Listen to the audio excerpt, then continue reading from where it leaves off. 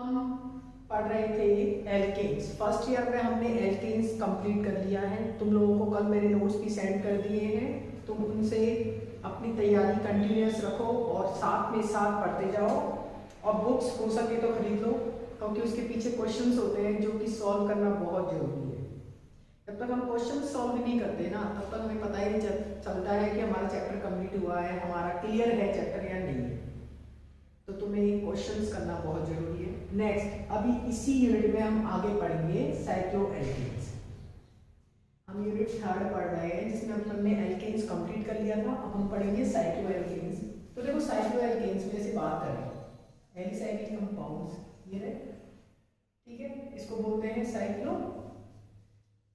Propane. इसको क्या बोलते हैं? 4 कार्बन की है तो साइक्लो ब्यूटेन। ऐसे ही सेम 5 कार्बन वाली है तो इसको बोलते हैं साइक्लोपेंटेन।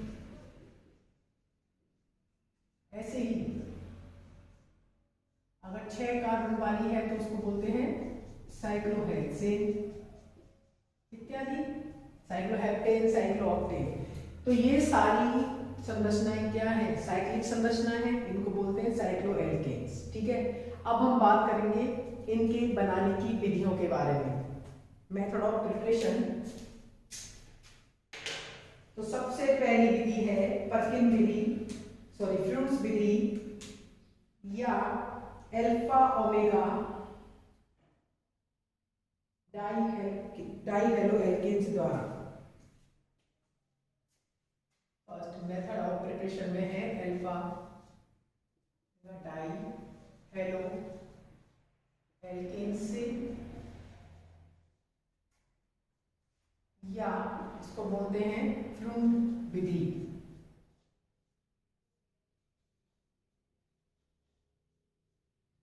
विधि, ठीक है। एक मिनट, लाइट चली गई।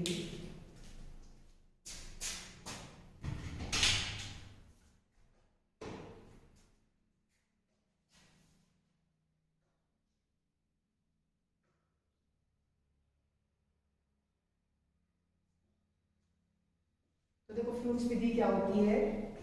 ऐसे डाइहेलोएल्केन्स या ऐसे एल्केन जिनके दोनों सिरों पर या लास्ट छोर पर, अंतिम छोर पर हैलोजन्स जुड़े होते हैं, वो जिंक के साथ या सोडियम के साथ अभिक्रिया करके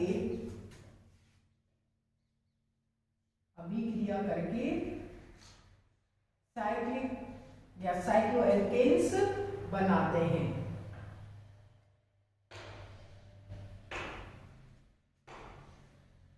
साइक्लोएल्केन्स बनाते हैं।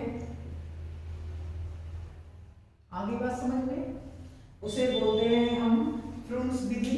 इससे हम साइक्लोप्रोपेन, साइक्लोब्यूटेन, साइक्लोहेक्सेन इत्यादि सभी साइक्लोएल्केन्स का निर्माण कर सकते हैं। इस अभिक्रिया को इंट्रामोलिक्यूलर आंतरिक वुड्स अभिक्रिया भी कहा जाता है। इस अभिक्रिया को क्या कहा जा सकता है? इंट्रामोलिक्यूलर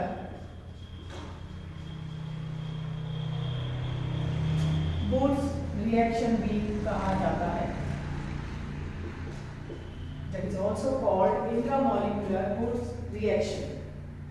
अगर बात करें साइक्लोब्यूटेन बनाने की,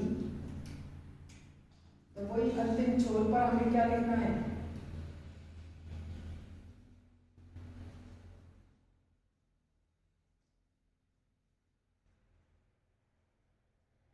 +2 है नहीं, अब मैं सोडियम के साथ कर रहा हूं, मान लो, तो क्या बनेगा? ये साइक्लोब्यूटेन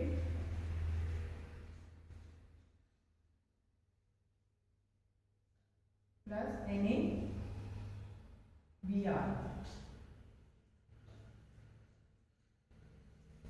ये हमने बात करी है अल्फा ओमेगा डाइहेलोएल्केन्स या फ्लूट्स विधि।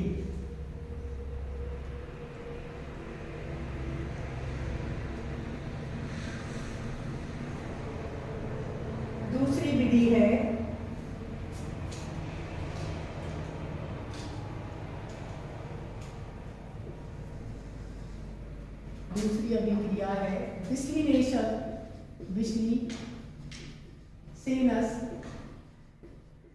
विधि। विश्लेषणस विधि। देखो तुम एक चीज आज क्लियर कर देते हैं, मैं जो पढ़ाती हूँ और जो तुम्हें नोट्स भेजती हूँ, हो सकता है उनमें एक दो अभिक्रियाओं का अंतर हो, मतलब हो सकता है ज्यादा हो सकती है या कम हो सकती है। तो तुम्हें सबसे अच्छा है कि जो पढ़ा रहे हैं उसका स्क्रीनशॉट लेकर तुम लोग नोट्स बना लो। दूसरी बात, हो सकता है रिएक्शन जो मेरी पहले नंबर पे मैं पढ़ा रही हूँ नोट्स में तुम्हारे तीसरे नंबर पे हो, सीक्वेंस मतलब सीक्वेंस चेंज हो सकता है। तो उसके लिए तुम वरीड ना हो, बिल्कुल भी चिंता ना करो।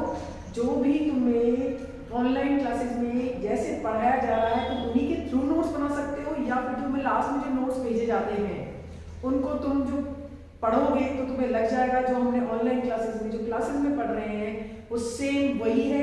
हो सकता है आगे पीछे हो, लेकिन पढ़ना तुम्हें पूरा चैप्टर है। इसीलिए मैं चैप्टर खत्म होने के बाद ही नोट्स भेजती हूँ, साथ के साथ नहीं भेजती हूँ। ठीक है बच्चों। नेक्स्ट है विश्लेषणस विधि। इसमें क्या होता है, डाई कार्बोक्सिलिक अम्लों के कैल्शियम, थोरियम, बेरियम लवणों को शुष्क आसवन कराया जाता है और एक कार्बन कम वाला साइक्लिक कीटोन बनता है जिसका आगे ग्रीमेंशन अपचयन से साइक्लोएल्केन्स बनते हैं। क्या बोला है हमने, डाई कार्बोक्सिलिक अम्लों के कैल्शियम, थोरियम या बेरियम लवण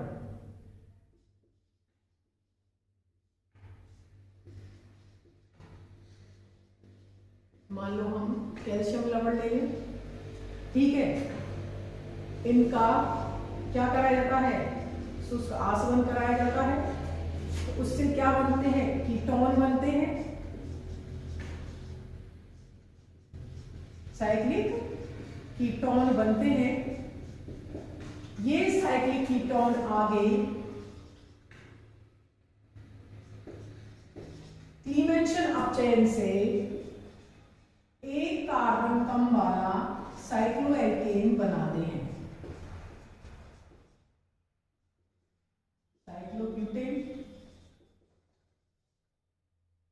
ठीक है, एक कार्बन कम वाला एल्केन्स बनाते हैं।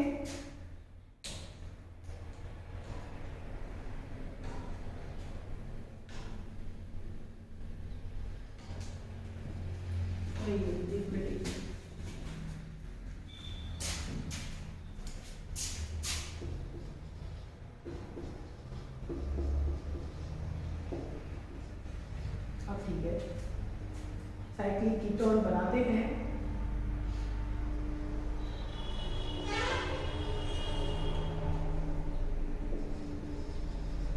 इसको बोलते हैं विश्लेषणस विधि। देखो तुम एक चीज इसके ड्यूरेशन को पढ़ा देते हैं। देखो एक होता है ओम्स गैस,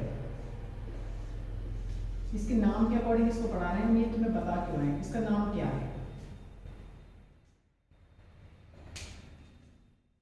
इसका नाम है कैल्शियम एडिकेट। इसका नाम है कैल्शियम एडिकेट। तुम्हें ये याद कैसे करने हैं उसके लिए तुम्हें बता रहे हैं ओम्स गैस। तो देखो जो ओम्स गैस है, ओ का मतलब क्या है, ऑक्जेलिक अम्ल, ठीक है। एम का मतलब मेलोनिक अम्ल, ठीक है। एस का मतलब है सक्सीनिक अम्ल, सक्सीनिक एसिड। जी का मतलब है ब्यूटेरिक अम्ल। ए का मतलब है एडिपिक अम्ल और इसका है फिमेलिक अम्ल। और ये तुम्हें याद करने हैं। अब देखो कैसे, तुम्हें फॉर्मूला याद होना चाहिए ओम्स गैस, ओम्स गैस, ठीक है। अब ओम्स गैस तुमने याद कर लिया,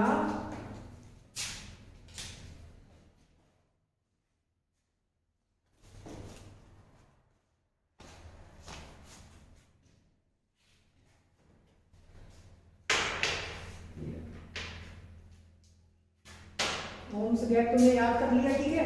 तो ओ मतलब ऑक्जेलिक, एम मतलब मेलोनिक, एस मतलब सक्सीनिक, जी मतलब ब्यूटेरिक, ए मतलब एडिपिक, पी मतलब फिमेलिक।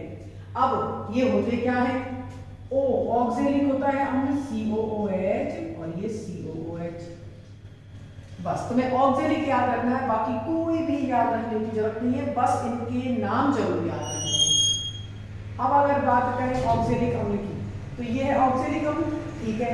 ऑक्जेलिक अम्ल में तुम्हें एक CH2 बढ़ाते जाने हैं, उनका फॉर्मूला बनाते जाना है। बात करें मेलोनिक अम्ल की,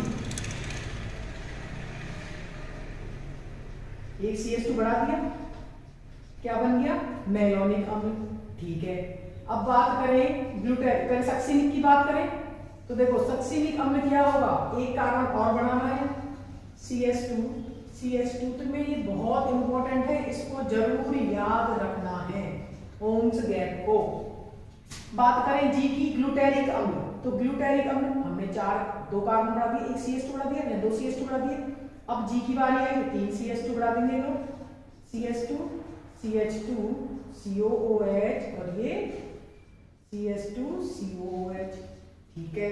अब बात करें एडिपिक अम्ल की, तो एडिपिक अम्ल का फॉर्मूला फिर कितना हो जाएगा? एक और CH2 बढ़ाना है, CH2 COOH CH2 COOH। बात करें पिमेलिक अम्ल की, तो पिमेलिक अम्ल क्या हो जाएगा? फिर एक और कार्बन बढ़ा दिया लो, CH2 COOH CH2 COOH। यहां तक किसी को दिक्कत नहीं होनी चाहिए। ये ट्रिक है तुम्हें एसिड्स को याद करने की। अब O का मतलब ऑक्जेलिक अम्ल, M का मतलब मेलोनिक अम्ल, G का मतलब ग्लूटेरिक अम्ल, A का मतलब एडिपिक अम्ल और P का मतलब पिमेलिक अम्ल।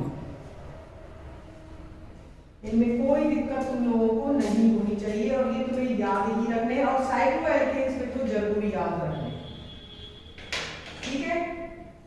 अब हम बात कर रहे थे डिस्टिलेशन विधि की, तो डिस्टिलेशन विधि क्या कह रही है कि कैल्शियम, बेरियम या थोरियम लवण लेते हैं हम किसके? कोई भी एसिड के डाई कार्बोक्सिलिक अम्लों के कैल्शियम, बेरियम या थोरियम लवण का शुष्क आसवन कराते हैं, उससे साइक्लिक कीटोन बनते हैं। एक कार्बन कम वाला इससे एसिड बनेगा, सॉरी एल्केन बनेगा, ध्यान रखना। साइक्लिक कीटोन बन गया, ये क्या बन गया? 1 2 3 4 5 साइक्लोपेंटेनॉन। इसका नाम क्या हो गया? साइक्लोपेंटेनॉन।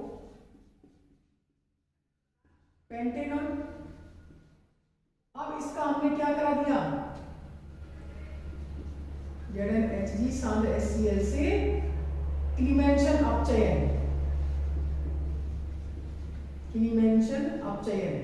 तो क्लीमेंशन अपचयन हमने एल्केन में पढ़ा था, जो CO को किस में कन्वर्ट कर देता है? CH2 में कन्वर्ट हो गया, क्या बन गया? साइक्लोपेंटेन। तो डिस्टिलेशन विधि से एक कार्बन कम वाला एल्केन प्राप्त होता है, एक कार्बन कम वाला एल्केन फॉर्म होता है, ठीक है। अगर मान लो हम इसमें बात करें, थोरियम लवण ले लेते हैं, चलो, तो हम यहाँ CH2 और N लगा लेते हैं।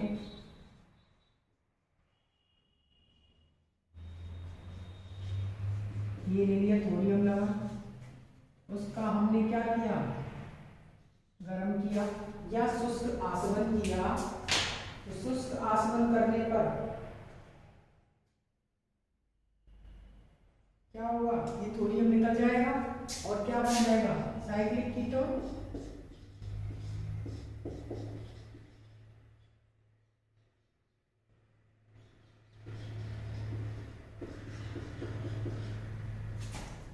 ठीक है। अब इसका क्या किया? क्लीमेंशन अपचयन, क्या बन गया? एल्केन।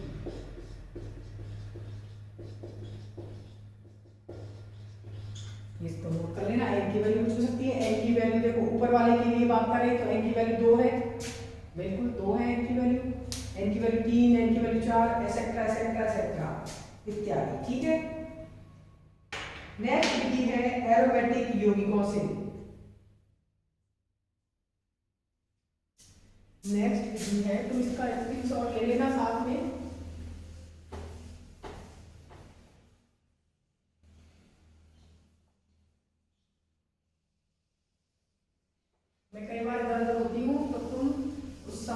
स्क्रीनशॉट अपनी पिक्चर्स का ले सकते हो। नेक्स्ट है एरोमेटिक यौगिकों से।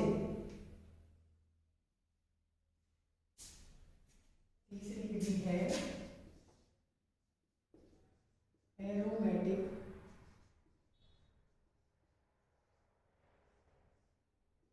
कंपाउंड, एरोमेटिक यौगिकों से। ठीक है, चलो अब इसमें है एरोमेटिक यौगिकों का अगर उत्प्रेरकीय हाइड्रोजनीकरण निकल की उपस्थिति में कराया जाता है, क्या बोला है, एरोमेटिक यौगिकों का हाइड्रोजनीकरण अगर निकल उत्प्रेरक की उपस्थिति में कराया जाता है तो साइक्लोएल्केन्स प्राप्त होते हैं। क्या प्राप्त होते हैं,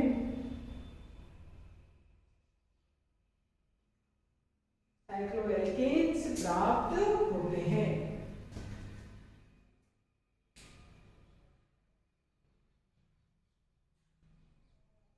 ठीक है,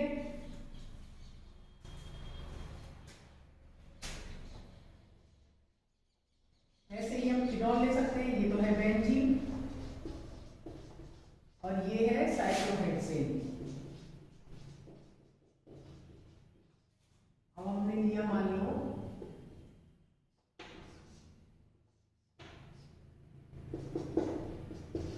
फिनॉल लिया, उसका भी क्या कराया, उत्प्रेरकीय हाइड्रोजनीकरण निकल उत्प्रेरक की उपस्थिति में, तो साइक्लोहेक्सेनॉल प्राप्त होता है, साइक्लोहेक्सेनॉल। और लिया क्या था, फिनॉल।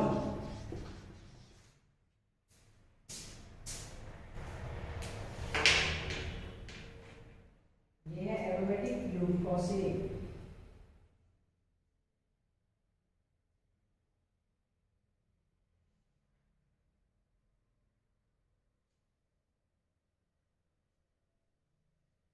तुम इसका स्क्रीनशॉट ले सकते हो। नेक्स्ट हम पढ़ेंगे पर्किन विधि।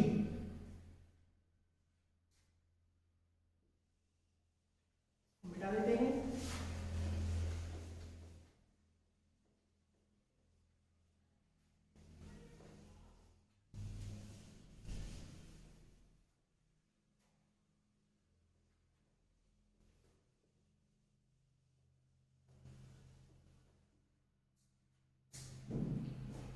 नेक्स्ट है पर्किन विधि।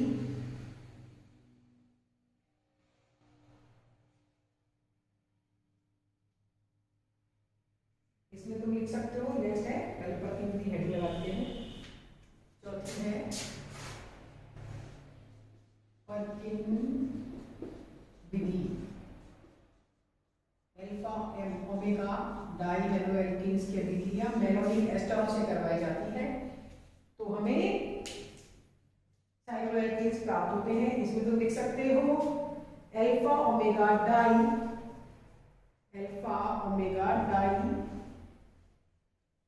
हैलाइडों की मेलोनिक एस्टर के अल्फा ओमेगा डाई हैलाइडों के मेलोनिक एस्टर के एक अणु की अभिक्रिया सोडियम इथॉक्साइड के दो अणु के साथ करवाने पर, सोडियम इथॉक्साइड के दो अणु के साथ करवाने पर डाई एस्टर्स प्राप्त होते हैं। जो डाई एस्टर्स प्राप्त होते हैं, जो जल अपघटन तथा बी कार्बोक्सिलीकरण के पश्चात क्या देते हैं, साइक्लोएल्केन्स देते हैं।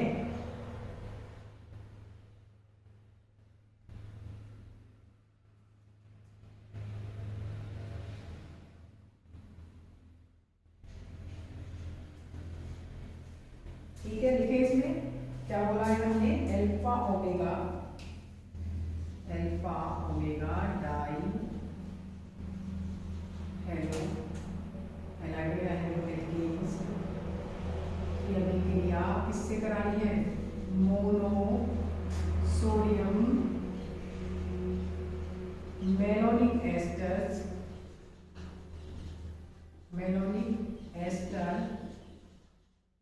के साथ सोडियम इथॉक्साइड की उपस्थिति में करवाने पर, सोडियम इथॉक्साइड के साथ करवाने पर डाई एस्टर्स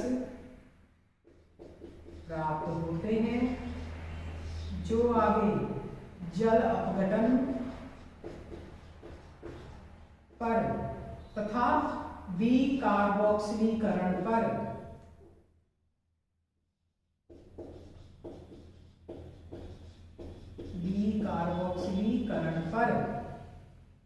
साइक्लोएल्केन्स देते हैं। साइक्लोएल्केन्स देते हैं।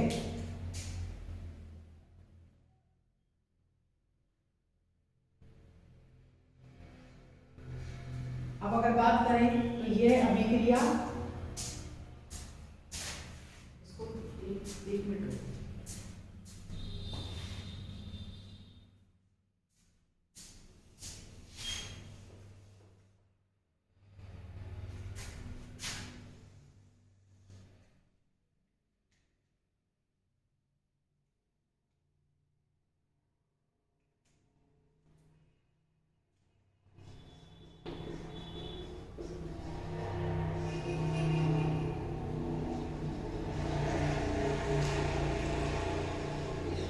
Hydrolysis and decarboxylation.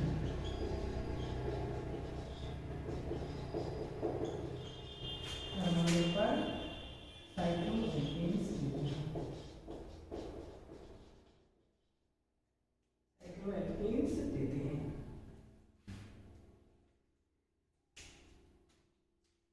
देखो अब नेक्स्ट है, यह अभिक्रिया दो प्रकार से संपन्न होती है। यह अभिक्रिया दो प्रकार से संपन्न होती है। जब मोनोसोडियम मेलोनिक एस्टर का एक अणु प्रयुक्त होता है, एस्टर का एक अणु यूज होता है। दूसरा है जब मोनोसोडियम मेलोनिक एस्टर के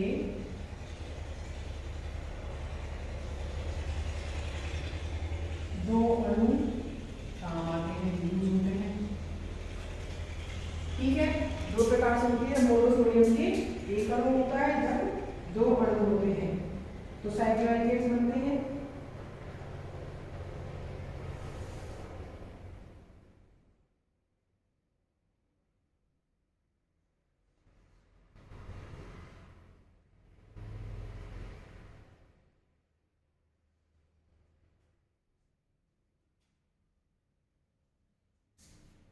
ऐसे लिखो तो मोनोसोडियम मेलोनिक एस्टर यूज होता है जब डाइसोडियम, एक अणु नहीं, जब मोनोसोडियम मेलोनिक एस्टर का यूज होता है और जब डाइसोडियम मेलोनिक एस्टर का यूज होता है। ठीक है, अब हम बात करेंगे पहली कौन सी है? मोनोसोडियम मेलोनिक एस्टर के साथ अभिक्रिया, मेलोनिक एस्टर के साथ। ठीक है,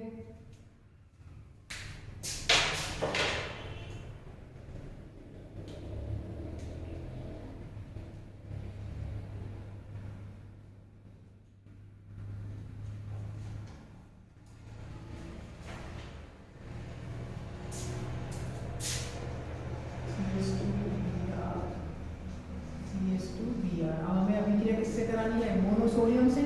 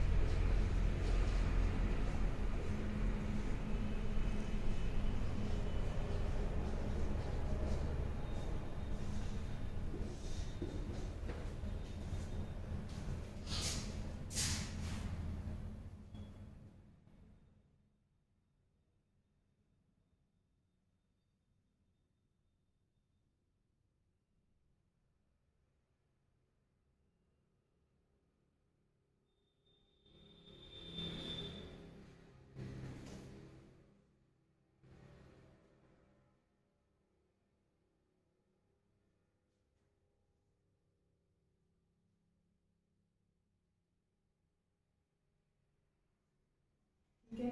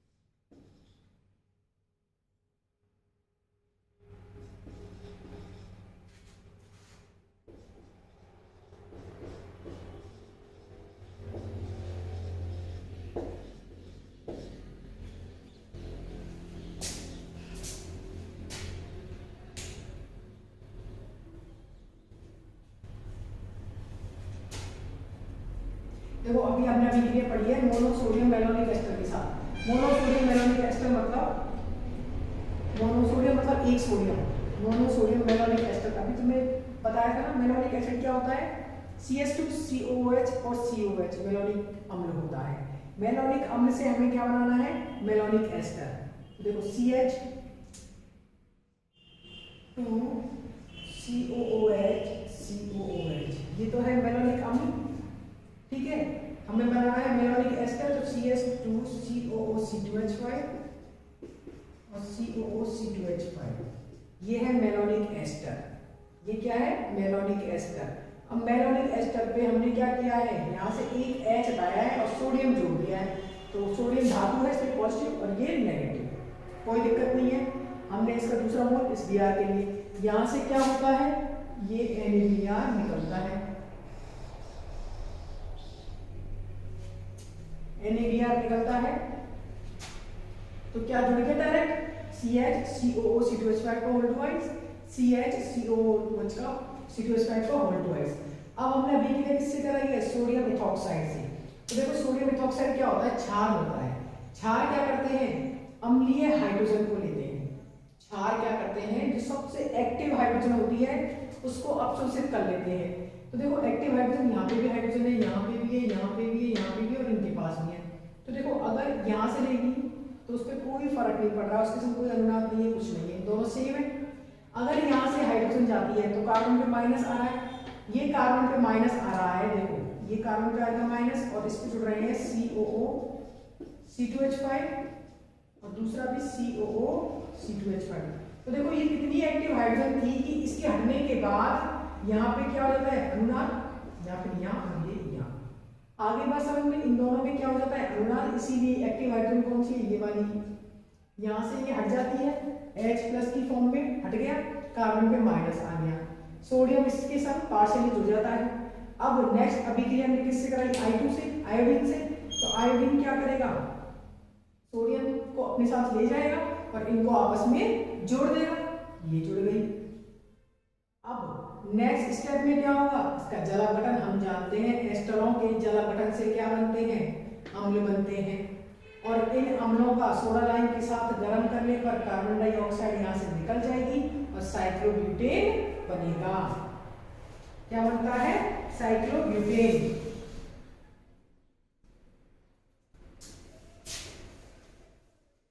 अगर बात करें डाइसोडियम मैलोनिक एस्टर का अणु अगर यूज किया जाए,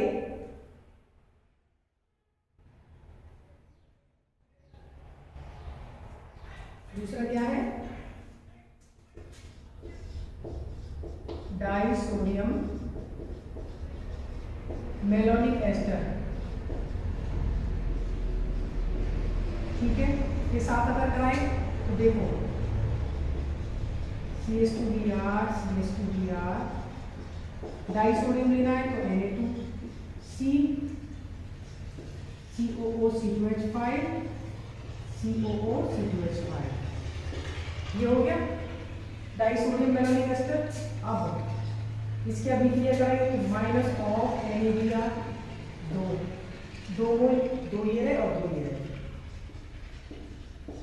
CH2 और ये डायरेक्ट जुड़ जाता है COO(C2H5) का होल ट्वाइस। ये तो सिंपल है अभिक्रिया। अब इसका क्या करा देंगे आगे, जला गठन। जला गठन से एस्टर अम्लों में परिवर्तित हो जाएंगे,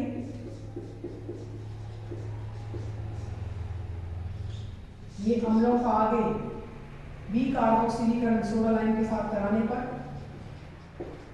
सोडा लाइम के साथ गर्म करने पर माइनस ऑफ CO2 हो जाएगी और ये क्या बन जाएगा, साइक्लोप्रोपेन। क्या बन जाता है ये, साइक्लोप्रोपेन।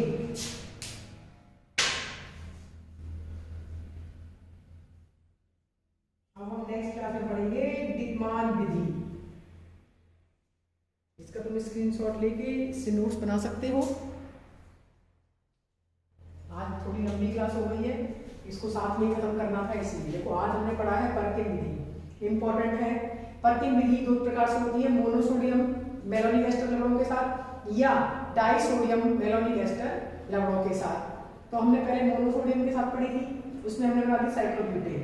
देखो एस्टर्स मैंने तुम्हें लिख दिया, मोनोसोडियम मैलोनिक एस्टर लेते हैं या डाइसोडियम लेने हैं, उनकी अभिक्रिया किससे करानी है, क्षारों के साथ, उससे डाइएस्टर बनेंगे।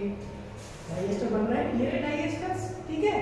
डाइएस्टर्स का हाइड्रोलिसिस हम जानते हैं, एस्टरों के जल अपघटन से क्या बनते हैं, अम्ल बनते हैं, अम्ल बना लेंगे और फिर अम्ल बनाने के बाद उसका डीकार्बोक्सिलीकरण सोडा लाइम के साथ कर देंगे तो उससे साइक्लोएल्केन्स बन जाते हैं। ये हमारे आज के लेक्चर की बात हुई। अब नेक्स्ट लेक्चर में हम पढ़ेंगे डिकमान विधि। तुम इसका स्क्रीनशॉट लेके इसी से नोट बना लो और इस अभिक्रिया को याद रखना, ये एग्जाम रिगार्डिंग इंपॉर्टेंट विधि है। एग्जाम में डायरेक्ट क्वेश्चन से पर्किन विधि क्या होती है इसको समझाइए या फिर इसको अभिक्रिया देकर इनसे उत्पाद पूछा जाता है, ये ध्यान रखना।